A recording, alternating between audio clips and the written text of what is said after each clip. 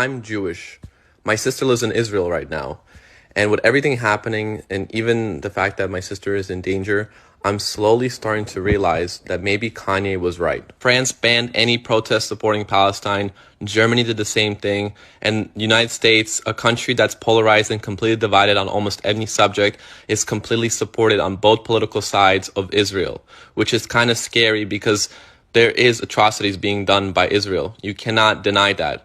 And it's strange to me that celebrities, Hollywood, media, and our government is in complete support of Israel. And it feels like they have done nothing wrong. So when you have across the board unanimous support on something so polarizing, you have to think that there must be an agenda here.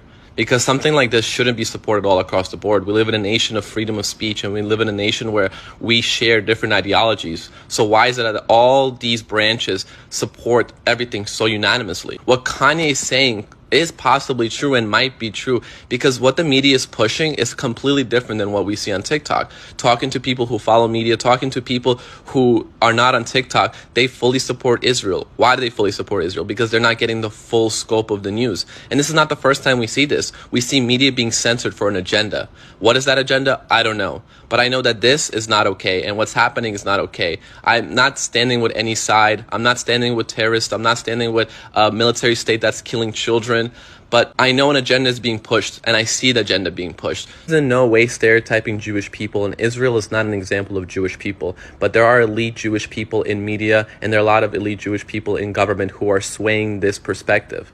And if the government wasn't swaying, people would hear more opinions from people in Palestine, experiences and first world accounts what's happening with people in Gaza. But we don't see that too much. We see different word choices of how Israel people die versus people die in Gaza and Palestinian people die. We even see what happening about displacement of human lives, of being pushed away from their homes, people that have been living there for decades. The Western world treats Hamas as a terrorist organization that needs to be taken down, and they do. They're a terrorist organization that kills children, that kills innocent people, and causes atrocities. But guess what? Israel is a country that's military recognized by the United Nations, that's sponsored and supported by United States, by Western world, and they're doing exactly the same thing. They're causing world crimes, displacing human beings, taking away their homes, taking away their land, and just bombarding the hell out of children and civilians, innocent people. But we don't view them like that because we're swaying a perspective, we're swaying an opinion that we don't want Americans to see. We want to push an agenda. Whatever your opinion is,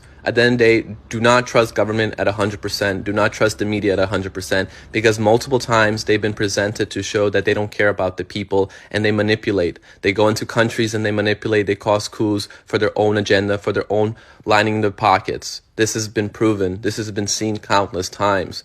This is the situation that might happen again. So just understand that perspective before making an opinion about what's going on across the world.